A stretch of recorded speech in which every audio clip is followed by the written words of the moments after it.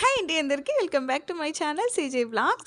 నేనైతే చాలా హ్యాపీగా ఉన్నాను. ఎందుకు హ్యాపీగా ఉన్నాననేది చెప్తా. మీకు కాక ఇంకెవరు ఒకసారి ఇమాజిన్ చేసుకోండి, పడుకొని లేస్తేనే వేడి వేడి కబాబ్, వేడి వేడి బిర్యానీ మీ కళ్ళ ముందు ఉంటే మీ ఫీలింగ్ ఏంటి? నాకైతే చాలా హ్యాపీగా ఫీల్ అవుతా. ఎందుకంటే శేఖర నాకు ఏది తీసిచ్చినా కూడా దీని ముందర చాలా తక్కువ. శేఖర చేసే బిర్యానీ అంటే నాకు చాలా ఇష్టం. ఫస్ట్ టైమే చేసిండేది, కానీ ఎంత బాగా చేసినాడంటే అబ్బబ్బబ్బబ్బా!